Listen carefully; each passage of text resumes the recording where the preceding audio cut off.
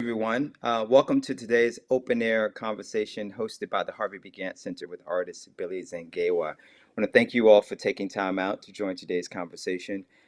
We started just about 60 seconds early, so I actually want to give it a little bit of a beat just in case folks are joining us, in real time and jumping on right at the hour. But I'll start off by introducing today's artist. So Billie Zangewa uh, was born in Blantyre, Malawi. She lives and works in Johannesburg, South Africa. Billie creates intricate collages composed of hand-stitched fragments of raw silk. These figurative compositions explore contemporary intersectional identity in an attempt to challenge the historical stereotype, objectification, and exploitation of the Black female form. Beginning her career in the fashion and advertising industries, Billie employs her understanding of textiles to portray personal and universal experiences through domestic interiors, urban landscapes, and portraiture. Her earliest works were embroideries on found fabrics depicting remembered botanical scenes and animals from Botswana, where she was raised. But she soon transitioned to creating cityscapes, focusing on her experiences as a woman in the city of Johannesburg and her personal relationships. These works explore her experience of the male gaze, leading her to begin to think more critically about how women view themselves and what the visualization of the female gaze through self-portraiture could look like. So join me today in welcoming Billie Zangewa. Hey Billie, how are Hey you? Dexter, I'm good. You good? Well, Yeah, it's we good to be are here. absolutely. We are in two very different time zones, and I think there might be a slight delay on our signal. So I'll make sure that I pause for a longer time than usual when I ask you a question. So why don't we start with probably what a lot of people are kind of curious about. So you're in Johannesburg. How long have you been living there? And tell me about the experience of living in Johannesburg. Well, I've been living in Johannesburg a very long time. I mean, I've had like periods where I've lived overseas. I lived in London, I lived in Paris for a bit.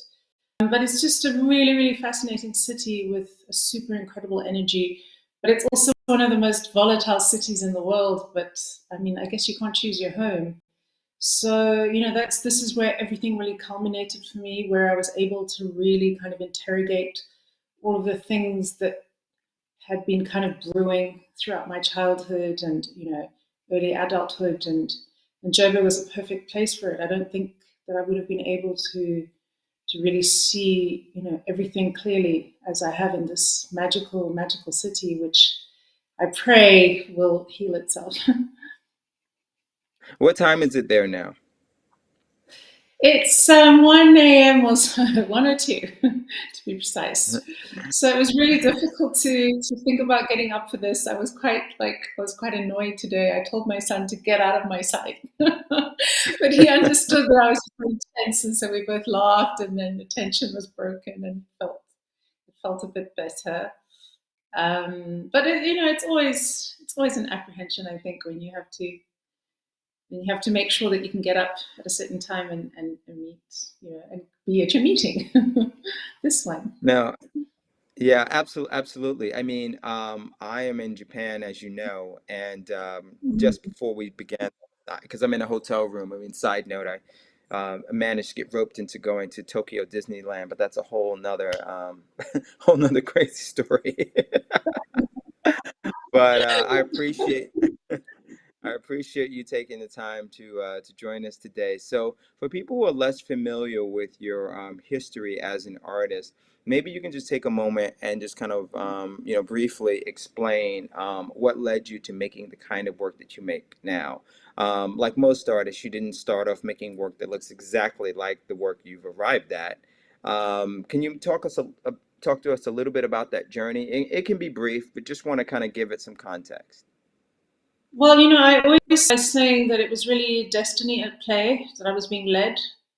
But I really came to do what I'm doing, firstly because of limitations. I studied printmaking at university, and I didn't have the resources to actually do any printmaking.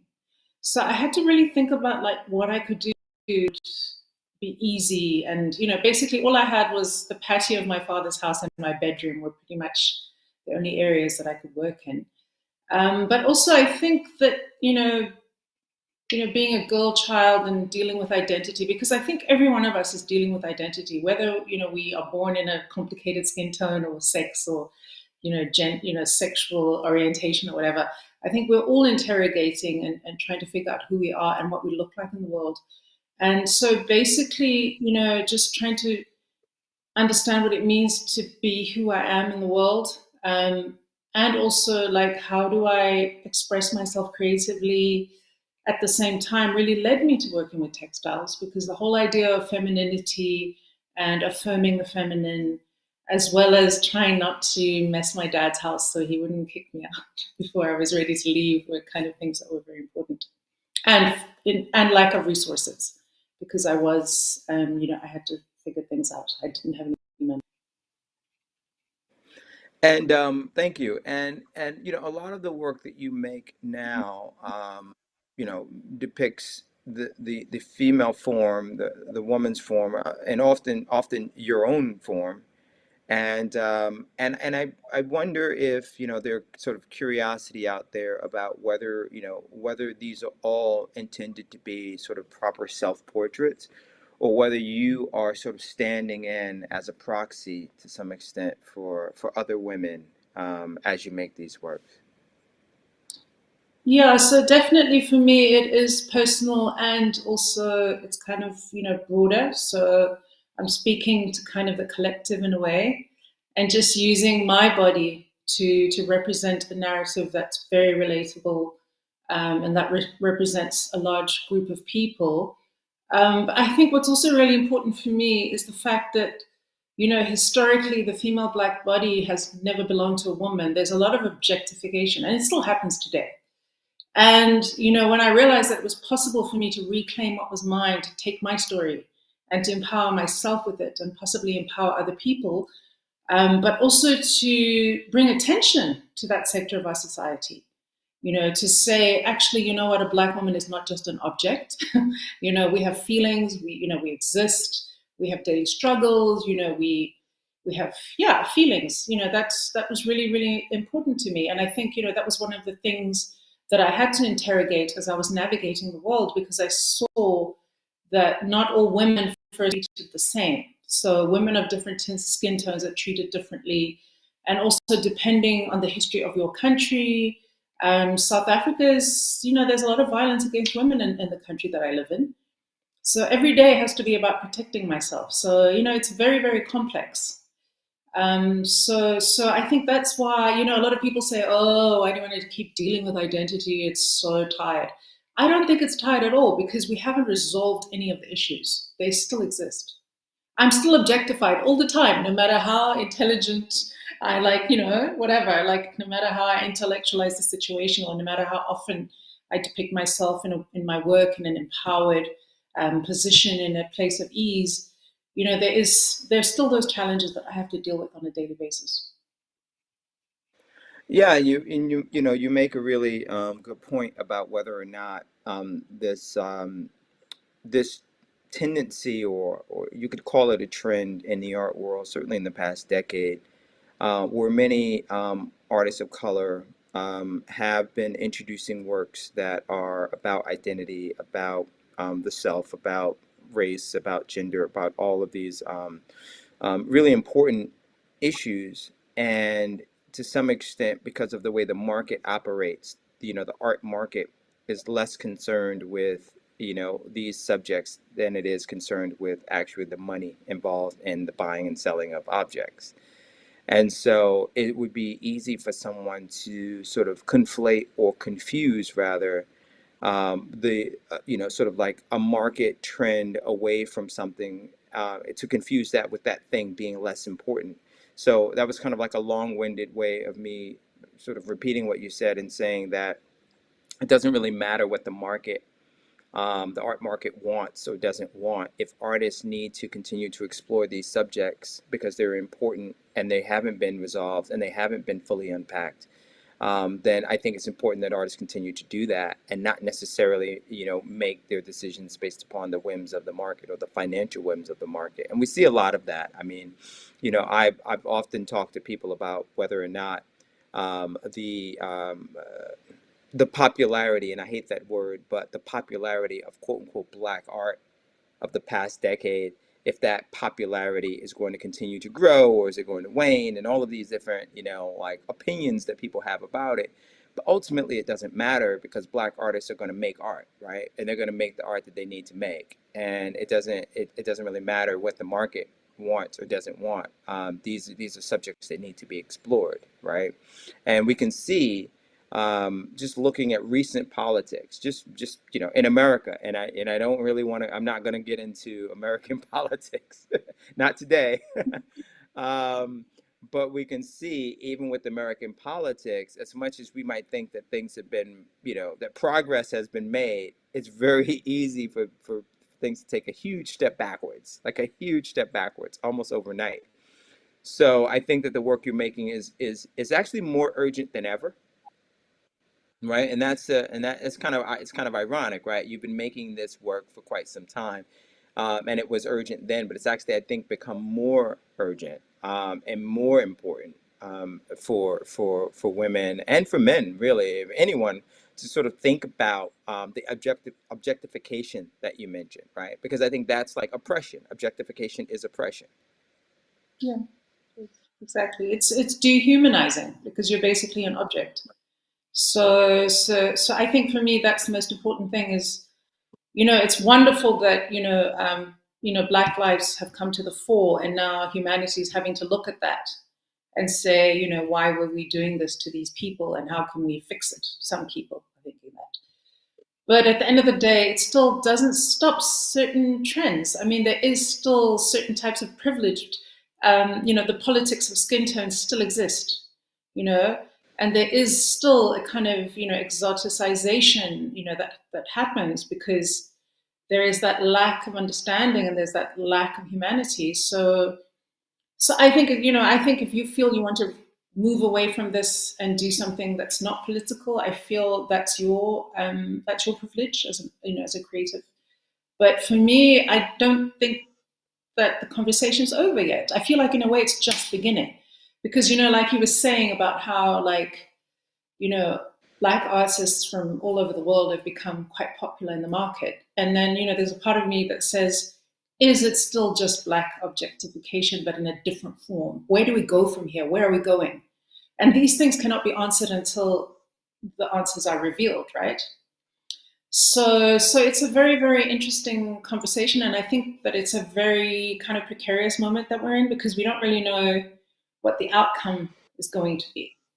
Um, but I am going to carry on the course, because I feel it is part of my journey to keep speaking about this, even though it seems like everything is better. I'm not 100% confident about that. I'm not sure.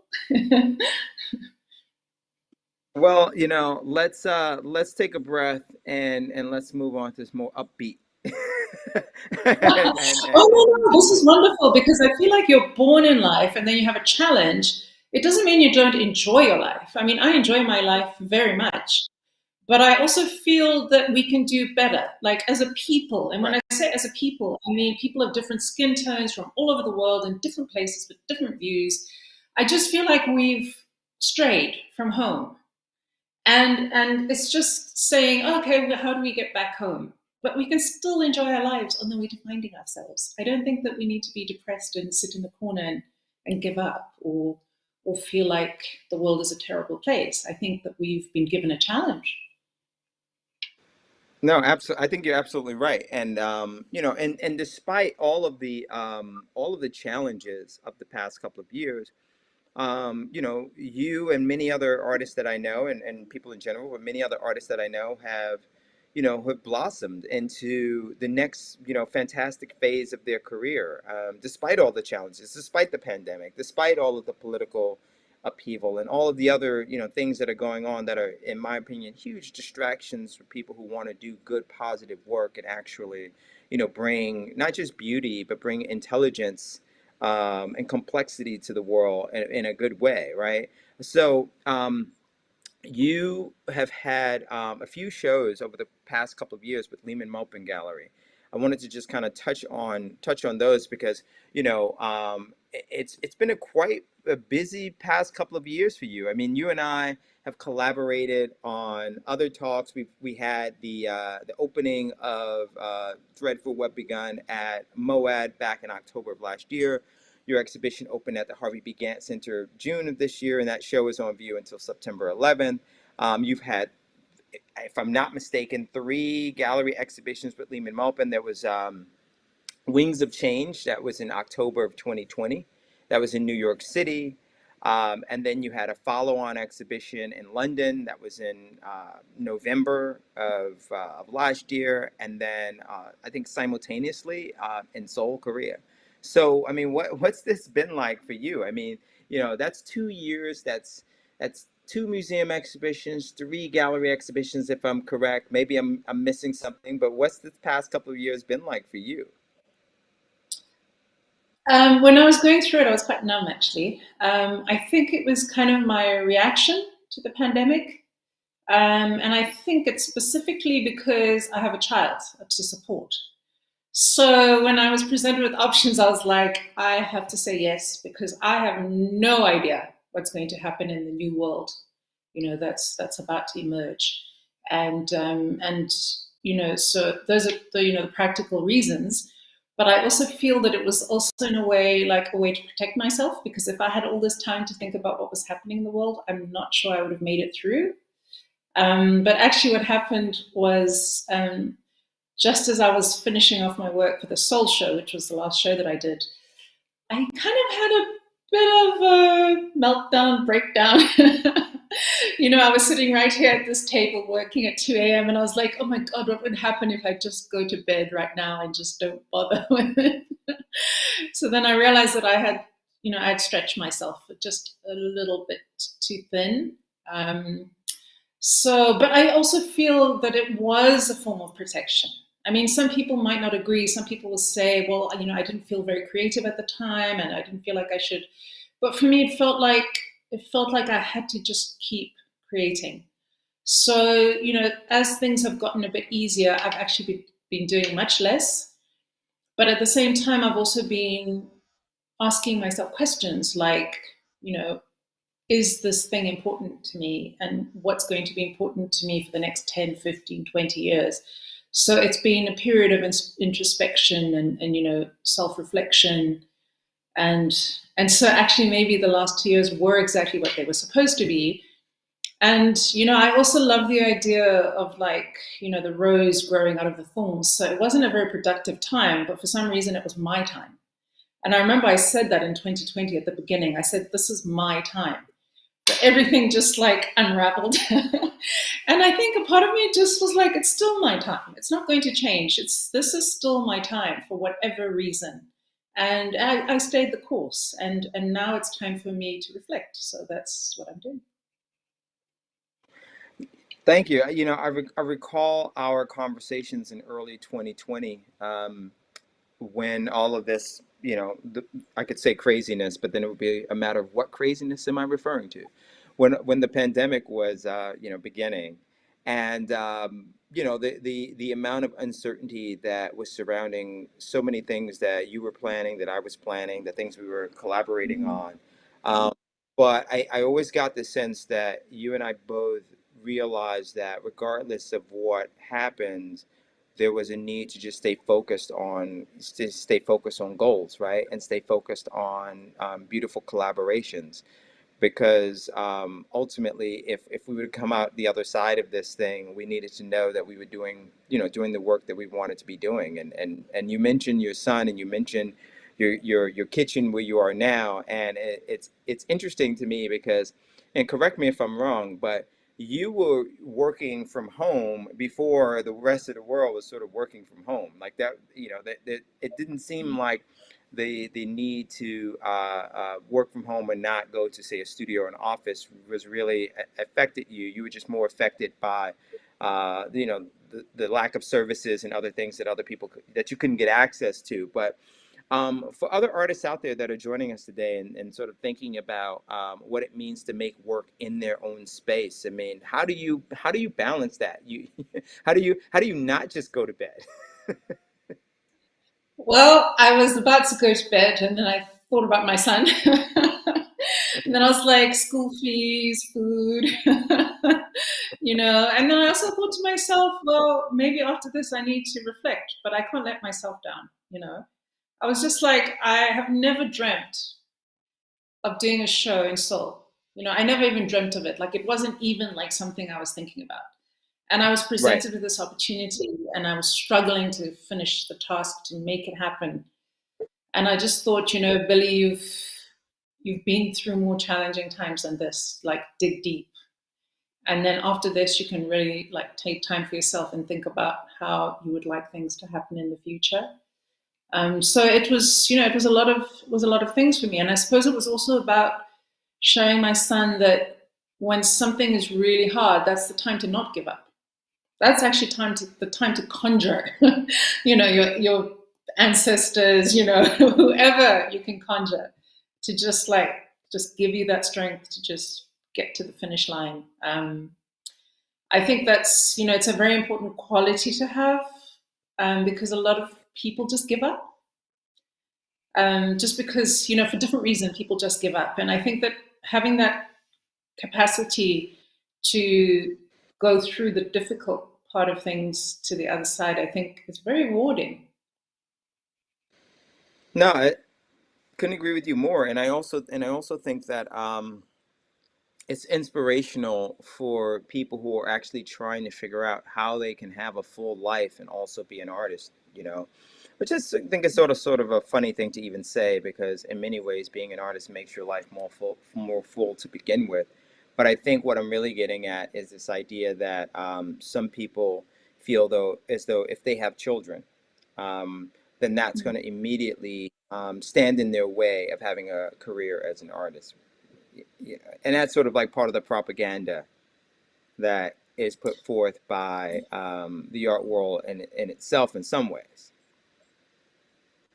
Yeah, I mean, I totally agree with you. I mean, for me, for a long time, I was making two works a year, but they were two amazing works, right? Like, it was like, I made two works. This is great.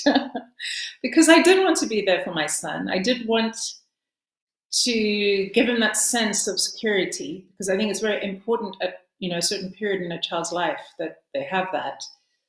But as a consequence of that and all the sacrifices I made so that I could raise my son, he's like my biggest fan, because now he's like, mom, if you have to not be there for me for 3 weeks because you have a deadline, it's all good, because I know at the end of that 3 weeks we're going to catch up together. And and I think, and yes, I always believe that you mustn't believe everything you hear. I think that Right. everything is within your ability to imagine it. So if you can imagine yourself having children and whatever, and a life, and then being an artist as well, then you can make it happen. And it might not look like what other people want it to look like. So, for instance, for me, because I'm a parent, I'm quite limited in my production, but it's not a problem for me. I basically just structure my career according to the life balance that I'm trying to create. And then I also try to align myself with people who are understanding of that. So I would never work with a gallery that was like, you got to get an au pair and you have to like get all these things. I want to put my son to bed. I want to tell him I love him at the end of the day. I want to make him his breakfast in the morning and drive him to school. These are the things that I have decided. And I'm not going to please somebody else and lose out on that. So I think actually having children makes you more confident about what you want, because then you tell other people, this is what I'm willing to do and this is what I'm not willing to do, because I place something above all else, and I place my son above all else. Fantastic. Couldn't agree with you more. You and I have an interesting history. The last time we had a public conversation, we were talking a bit about that history, and it's actually going to be memorialized in the catalog that's coming out for Threadful Web Begun. But if my memory serves me correctly, our first talk with one another was in 2014 in New York City, and that was during the 154 Contemporary African Art Fair, and that was the first time I met you. And we, had a fantastic conversation about your work, about your history as an artist, and it really struck me, post that conversation, that you were someone that I wanted to build a long-term relationship with professionally, because I really understood, at least I thought, I hoped I understood what you were doing and where you were heading, as a creative person. And then fast forward to a couple of years later, we end up coincidentally running into each other again in London, and had a conversation after several drinks and dinner with some friends, but just talking about the future of collaboration. And out of that chance meeting in London, it's when I made that that plan out of the blue to curate your first U.S. museum exhibition. But thankfully, that's actually come into reality. We actually have some images of the show at the Harvey B. Gantt Center that we're going to show, and then also get into some images of your artwork for those who are curious about some specifics about the works that are not only in the exhibition at the Gantt Center, but also some other works that I thought were just worth sharing and talking about. So I'll wait for those to be prompted on the screen. Oh, there we go.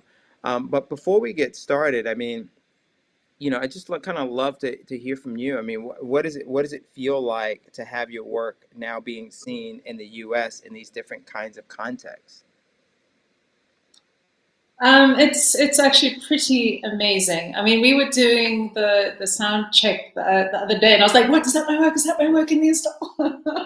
So I mean, it's just so fantastic, and I just feel, I feel like everybody's journey has a different pace and timing. Some people reach whatever their moment very quickly, and some people take time.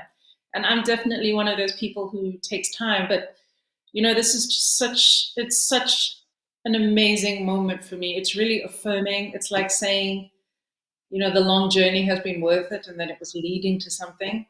Um, but also I saw that the catalog is out, so I was like, oh my god, there's a book out there with my name on the cover. So it's really really super exciting, and I'm not a young woman. I'm going to be 50 next year, and it really feels good. It feels good to believe in yourself, like I believed in myself, and I said, well, it's not coming at the pace that I want it to come, but I never gave up. I always just said, well, just keep doing it, keep believing in your voice and your space in the world. I'm sure this is quite common knowledge, but some people say that every person has something to do in this world that nobody else can do. So when it was hard, I said to myself, there's something you are to do in this world that nobody else can do. So this, this feels like fruits of of that kind of like constant affirmation of the self and one's purpose. Mm. Absolutely, absolutely. Let's advance to the next image. So obviously we're looking at an image, an install image of the work at the Harvey B. Gantt Center, but I want to get to some of the close-up images of works that are in that show, and also some other works. Um, and in the meantime, can you talk a little bit about? I mean, this is something you've talked about before, I'm sure, many times. But can you talk about the intersection of fashion and art for you? Because obviously, even in your bio, it's mentioned that you were involved in the fashion world and in the advertising world, and to some extent. But how does that play itself out in the work that you're making today? Well, I think for me, it's I mean, I think the use of textile obviously is something that's quite obvious for people. Is tactility, is something that where I blend the two worlds, my two influences. But it's for me, it's also about the narrative, because for me, the best fashion photography has always been narrative based. You've got Ellen von Arnworth and Arthur L. Gore and all those amazing people whose shoots were always telling stories, and it left a really profound impression on me, seeing women looking fabulous, but also having these experiences in which they were feeling quite empowered. So I think for me, aesthetic is very important and creating a mood and a narrative. So I think those kind of things come through. And then, also, I think also just aesthetic. Like, I'm not going to tell an ugly story in an ugly way. It's just not going to happen. No, that's not you. So no, it's not me. I'm going to give it that pretty look at the end. So I mean, it's quite nuanced, my story, and I'm just talking about like how it pulls together in my work. But I think what's also interesting that a lot of people don't know about is that, well, first of all, I've been obsessed with fashion since I was a child. I mean, I knew about Naomi Campbell when I was a very, very young girl, and I was obsessed with like watching fashion shows on TV and buying Vogue magazine and stuff like that. But when I moved to Johannesburg after I got my degree, the art world wasn't interested in me here because they said, "Oh, you went to Rhodes; it's so boring. There's nothing that comes out of Rhodes that's interesting for us." So I was very much sidelined. So then I went into the fashion industry, and actually that's where I found my support. So actually, all the people in the fashion industry were actually the ones that just gave me that push forward. They gave me that kind of like validity, if I can call it that. So there is also a personal history about why it is that I'm always affirming the fashion industry, despite what people might think of it, despite people looking at the negative aspects of it. But I do believe that it's a very embracing world because I was embraced in that world. And then, after the fashion industry embraced me and I got that credibility, then I was able to get back into the art world from that stance. So I very much give thanks to fashion. Well, I mean, I think it comes through in the work, the sensibility that you have about not only fabric and textiles, but also about fashion itself. I mean, even the way you adorn the figures in your work, including yourself, has a clear, there's a clear sensibility. But maybe we can advance to the next image on the screen. And that's me talking to the behind the scenes producers here, not to you or to myself, so we can talk specific works. Um, while that's happening, because maybe there's a little bit of a delay with the slide presentation. Let's see. Oh, okay. Well, let's keep advancing so we can look at a close up of some work. Again, that's an installation view at the Harvey B. Gantt Center. I love the red wall, just saying. Yeah, yeah, that red really worked. It worked. It worked in San Francisco. It certainly works here. So while we're advancing to the next image, I want to ask you a question. This is a great place to stop and for a moment. Back to putting yourself in your work, and in many ways, sort of putting yourself out there. I mean, I got to imagine that there are a lot of artists, whether they're man or woman, it doesn't matter. A lot of artists would be very hesitant to put their body out there in such a like a highly visible way.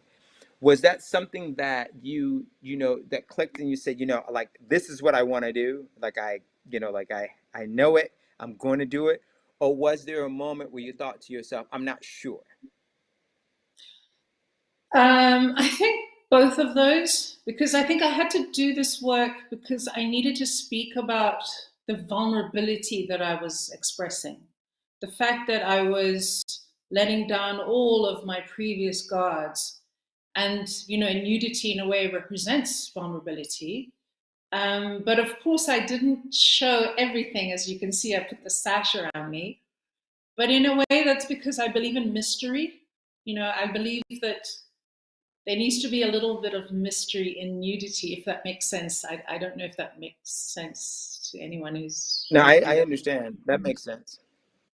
Yeah, but I mean, you can see from the gesture of the figure that she really is just kind of like a lotus flower that's just opened and is willing to embrace the sun to just like warm up every single petal, on her flower or whatever. And it was a very important moment for me because, when I was growing up, I was always a very sensitive child, but I was always incredibly guarded, incredibly guarded. I never spoke about my feelings to anyone. I never spoke to anyone about my deepest desires or anything. But somehow at this stage, something in me just said, vulnerability is very important.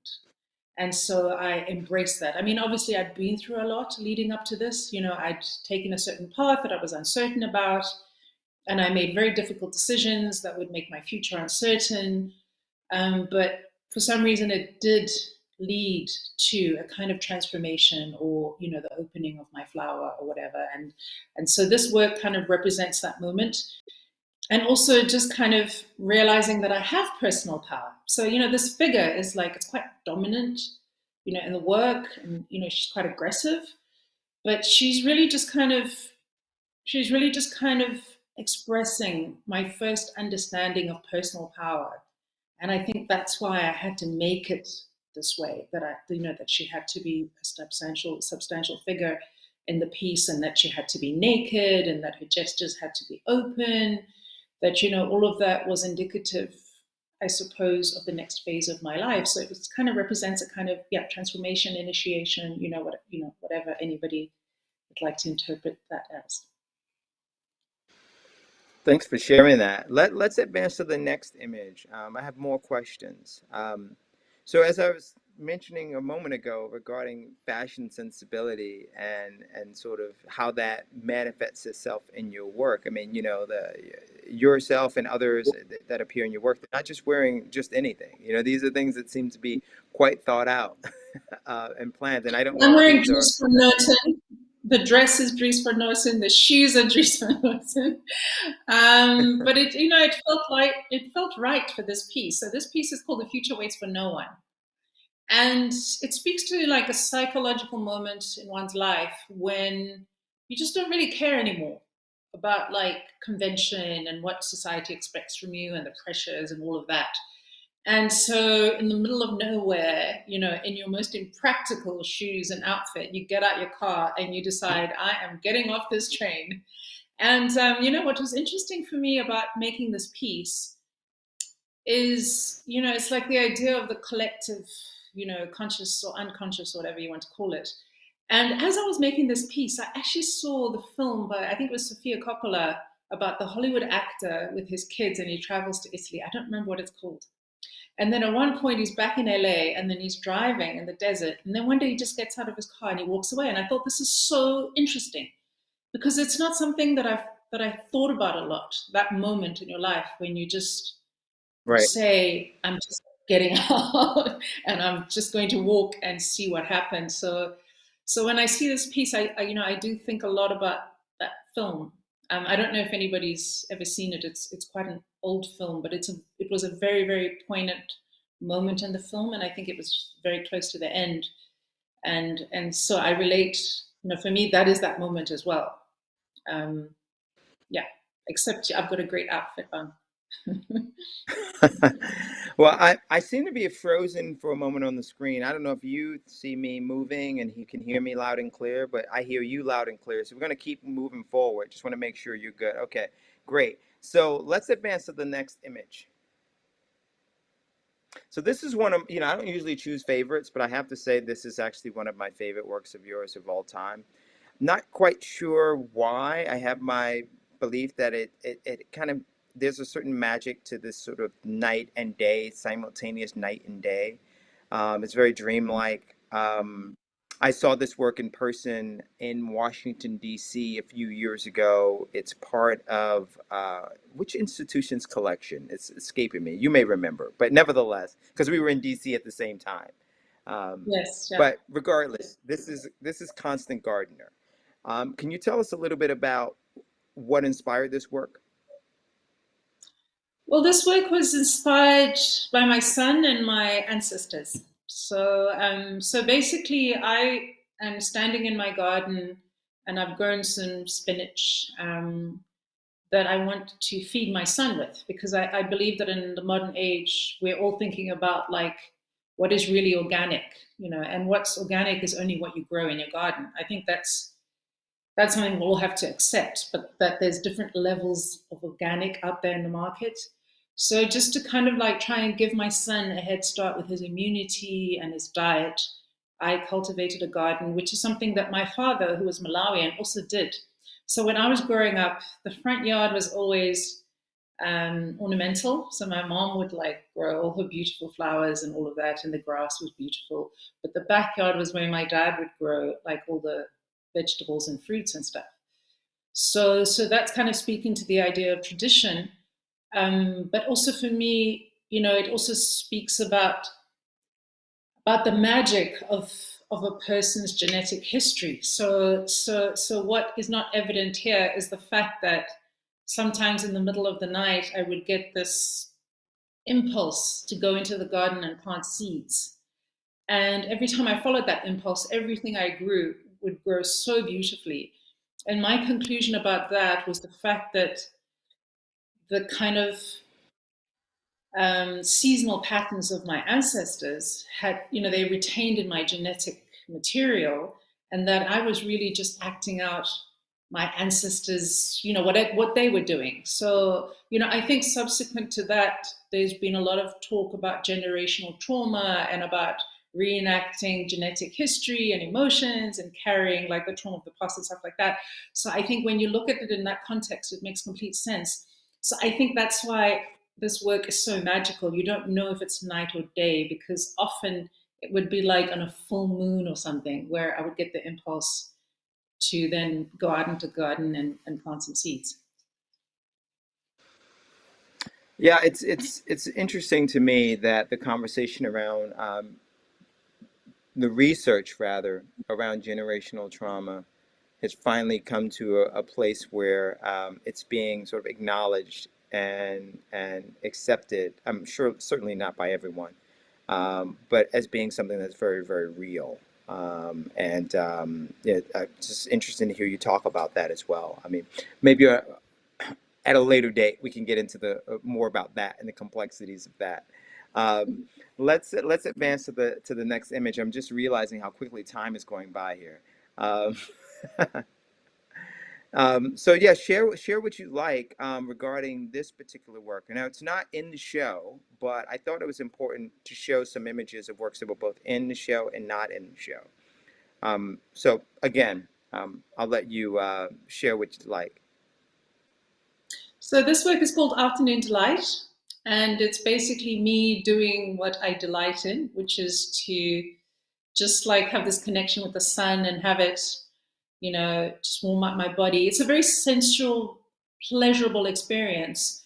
And it's kind of part of the series that I made a few years ago when I was speaking to the idea that like Black stories don't always have to be about pain and suffering, that we can have moments in our narratives that are about ease and enjoyment. And, so for me, this is kind of that kind of moment where there is no struggle, there's no war, there's no having to be strong to fight against something.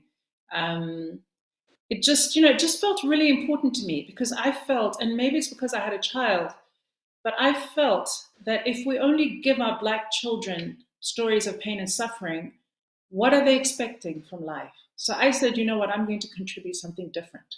And I'm going to say, you know what, the Black story can also be one of pleasure and ease and comfort and relaxation. So yeah, so this is one of the pieces I made from that period. Well, bravo to that. I mean, that actually is very aligned with one of my personal philosophies, and that is if everyone is talking about pain and suffering, then where's the joy? There has to, there has to be a conversation around good things, around joy, around pleasure, around excitement, enthusiasm, having things to look forward to, success, but not in the sort of social media look at me, I'm better than you success, but success in the I've set a goal and I achieved it, and there's a private reward for my success, not one that I have to share with the world. And I think that that's also something about your work that has been very important to me, that it's celebratory as much as it's critical of the male gaze and in some regards critical of even the female gaze. uh, is something celebratory about it, and there's a journey that your work takes us on, or it certainly takes me on when I look at the work. Also, I can see the labor, and that's kind of like a funny, it's kind of a funny thing because some people don't put much value on seeing the labor in work. The end result is enough, but I really enjoy seeing, looking closely at work and seeing the hand and seeing exactly what might have been a challenging point in the piece, and seeing how you solve that problem to make the work achieve what it is you wanted it to achieve. Let's advance to the next image, and I'll ask my next question. I was going to ask about this one, but we can move on to this piece. Why do you not complete your works as perfect geometrical shapes? So why isn't it not a perfect rectangle or a perfect square? Well, I think, just to sum it up, it's because nothing is perfect and no one is perfect. And the biggest cause of misery and anxiety in our society is the striving of perfection. We need to let that go. One of my friends was saying to me the other day, "Oh, it's such a nightmare with my kids in the morning." And I'm like, "It's your responsibility. You have to make sure that everything is in place before we leave for school." And then the child said to her, "But mommy, everything doesn't have to be in its place." And I just thought, yeah, actually, this is a message that we all need to get and understand, is that none of us is perfect. We all have a dark side and a light side. We have aspects of our personality that even the people that love us the most are just like, oh my God. We all have like something from our childhood, for instance, or any experience that colored us and left a scar. So now when we have a certain experience, we're not seeing it the right way, that we're colored by that experience. So the way we react to it is not necessarily positive. And then other people don't necessarily understand that, but at the end of the day, it is a part of who we are. So for me, that's one of the important things about my works not being perfect, is to say that there is perfection in the imperfect. But the other thing as well for me is to also make it more real. But I suppose that's the same thing. That's just following on what I just said before, and also just the tactility of the material, that having it being so irregular actually allows the viewer to experience it better.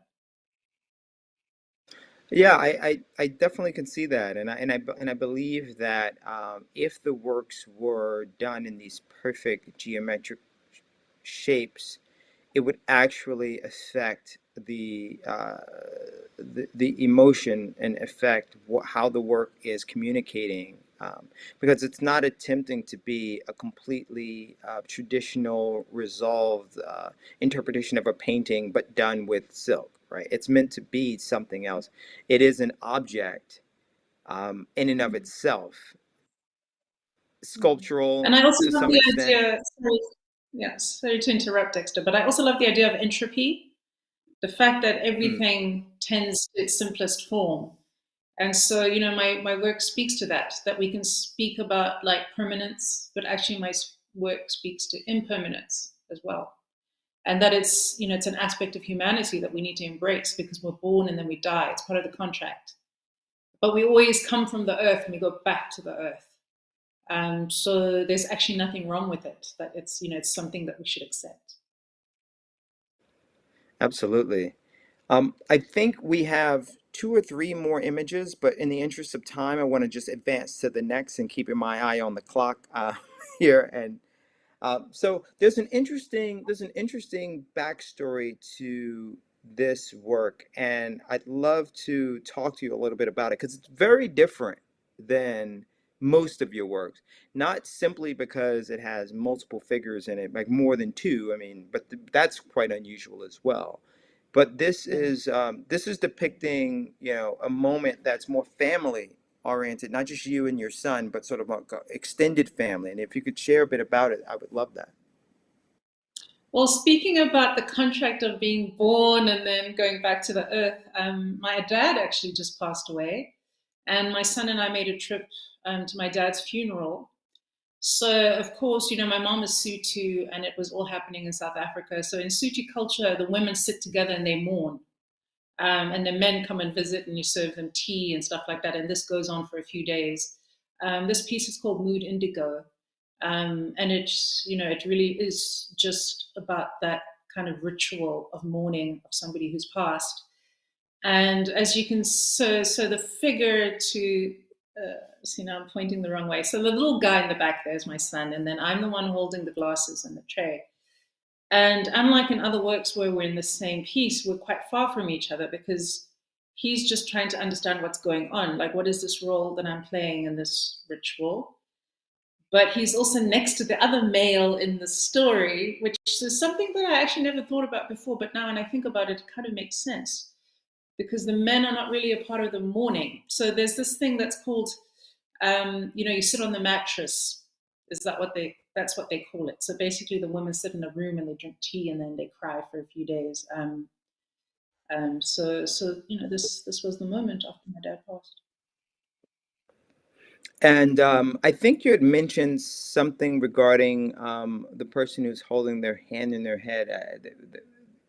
Was there some exchange that Yes, had so that's happened? my mom. So that's my mom. I think what it was for her was that I was being the artist and I was like, I've got to document this moment. And she was like, I don't want to grieve publicly. So there was a bit of that, but I think you can see the mourning in the gesture that she's making. So But it was had just this really. been Go had this ahead. moment been photographed? Had it been photographed, and then you?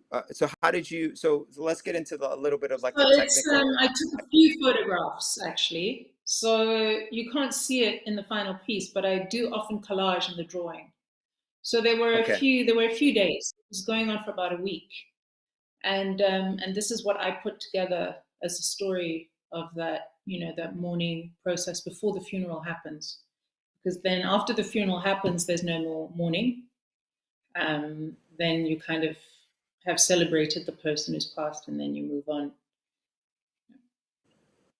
So in other words, what we're seeing here is sort of a composite of different moments Yeah, that you exactly. ultimately decided to create a single moment from, as you mentioned, collage. That's really great for people to sort of see and understand like how you work. That you're not just simply taking a photograph and attempting to reproduce that in your work, but you're actually thinking about different moments in time and sort of time traveling. That this may have been something that happened a few years ago, that you're collaging with something that just happened, and creating the narrative in that way. Let's advance to the next image. Oh, and that's your dad. Perfect. That's it. That's my angel. So yeah, so that's me paying tribute to my father, who I believe that when he passed became one of my angels, and that he's there to guide me. That's often the comfort that I give to my friends when they lose a parent. I say to them, it's very painful to not have them here physically, but if you think about it, they are on your team in the other world. So you've got someone extra on your team. And I feel this life experience, I feel spirituality is real. I guess that's really what I'm trying to say with this piece. I don't believe that we turn to ashes and dust and then we disappear. I think that the energy, the wisdom, all of that, I think it remains. And I do believe that our ancestors watch over us and they guide us. Um, and I think also, on a personal note for me, my dad was sick for a very, very long time, and it was really painful to watch. And, we knew he was going to leave us. So to portray him, in the prime of his life as eternal was really important for me to do that, and not to portray him as frail and fading away and diseased. Well, thank you for sharing that. We're coming down to the final 5 minutes, and I believe we have a couple more images. So I want to make sure we get through them, and we could advance to the next if that's not so. Um, this work, I believe I saw this in 2018 in Miami. That might be right. Yes, Um, yeah, that's correct. sounds right. So it is one of the afternoon delights. So basically, this is me saying if you see ripe fruit in front of you, take it and eat it. I mean, in a very kind of symbolic, biblical way, I suppose, because I suppose what I was saying was, oh my God, I finally got to that place where I can feel comfortable. So I think this very much represent that whole seize the day idea. So, And you it's know, also take pleasure in another, yeah, and it's another example of how you adorn yourself and your fashion in your work. I mean, what um, what a fantastic I love like it. outfit. And earrings as well.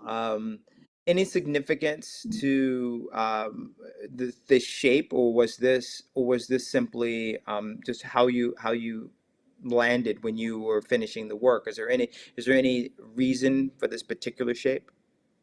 Well, I knew that when I saw this piece of fabric, I knew that it had to somehow be based around plants and nature. So that was the first thing I thought about. So then when I came up with the idea of, you know, when you see a rose, don't just walk past it, like experience the, you know, although this is a very exotic plant, it's not a rose. Um, so in a way, for me, the kind of irregular bits are just extensions of the plant, I suppose. I think that's kind of what I was thinking in this piece. So I wasn't really thinking so much about decay or you know, the perfect and the imperfect. I think it was more about like the extension of the petals and the leaves, the foliage. Yeah. Hmm. It's a fantastic work. Um, let's advance. So for the magicians behind the scenes here controlling the slideshow, let's advance to the next image, and then I have a few final questions I'd love to chat with you about. So there was a New York Times article at this point, maybe it's about a year ago. Time is moving quite rapidly. It talked about how you make your work in your space, and there's an image of you at your table. I don't know if it's the same table you're at now. It seems like it probably would be. And there's definitely you pay a lot of honor to the domestic space in your work. And there's and that sort of theme comes up again and again. There's a lot of leisure, and I know you're not a like. It's funny because I know how hard you work. yet yet there's so many I love depictions. these. There's so many there's so many depictions of yourself, relaxing and in repose. you know, um, you know. Why is that important to you? I mean, there's a piece in the show at the Gantt Center called Self Care Sunday, Mm. and it seems to me that striking that balance and taking care of yourself is a real priority for you, even as a busy artist and as a mom. So I definitely take pleasure in relaxation. And, you know, I agree with the Italians when they talk about the pleasure of doing nothing. I think a lot of us don't know that pleasure. You know, so many people go on holiday and they've got all these itineraries of 100 things that they're going to do. And you're thinking, but it's a holiday. Can't you just lie somewhere and read a book or do nothing, take a nap? So I suppose for me, this is really speaking to kind of my fantasy in a way, but it happens at least once a week because my son goes to his father's house. And so this is kind of like the typical thing that I choose to do when my son is not here. I stay in my pajamas, I get a book, I have some tea or coffee, and I go and sit. So here I'm sitting in my little lounge. So my son and I each both have our little relaxing area. And so this is Billy's grown up relaxing area. So I take pleasure in these moments because they're so rare, but I treasure them so much. Like they are more precious than anything. I mean, that's literally what I'm living for is this. Yeah. Well, I think that's a fantastic note for us to end on. Maybe you can share what are you working on? What's next? Is there some big project that you're working on that you're excited about, or is there some big project you're not working on that you're excited about? Yeah, I think that's a bit more like it. But it takes me a while to get into things. I'm a bit of a procrastinator, but I think it's part of my process because I'm figuring it all out. But I have a museum show in November in Santa Fe at Site Santa Fe, where I will make all new works. And I'm really, really, really excited about that because, after working so hard, for the last 2, 3 years doing all those solo shows, and then Dexter and I did the great show, which was like, we've been working on it for so long. I feel like this is an opportunity for me to break away a little bit from what I've been doing. So I think that's the most exciting thing for me is that I get to experiment a little bit and see how it's received. And I don't really feel pressured. I feel like, sometimes in your career as an artist, you have to make works where you're not worried about like the outcome. So this is, this is what I'm working on, and I'm just working on the idea of like community and how humanity's relationship with nature. And we were just speaking earlier, so actually I'm yes, I'm rambling on a bit, but that's because I'm so excited because now I'm thinking about things on a deeper level. So I was just talking earlier about like generational trauma and behavior and all of that. My son walks just like my father, but my father died when he was 2.5 years old. How does he walk just like my father? They have exactly the same gait. So I'm also exploring this kind of ideas, but I'm also exploring the idea that people from different parts of the world are actually related to each other. And I believe that's one of the things that we've forgotten is the fact actually we're all one, that we're genetically connected. That as we walk around, and we have prejudices, what we're actually doing is being prejudiced against ourselves. But I'm not taking that perspective. I'm more seeing it from the union, like we're part of nature, that we're part wood, part soil, part tree, part sky, part rain. So I'm very, very excited about seeing what that's going to look like. Well, I can't wait to see it as well. That's actually a new development for me, and I'm really, really amped about that. That's really cool. Billy, I really can't thank you enough for being with us today, being up at these crazy hours. We keep crazy hours, you and I. We do. But but I always enjoy our conversations, and I want to encourage everyone who's joined us today to see your show at the Gantt Center. I'm going to just end on this note to say that the Gantt Center's goal is always to provide programs that inform and inspire.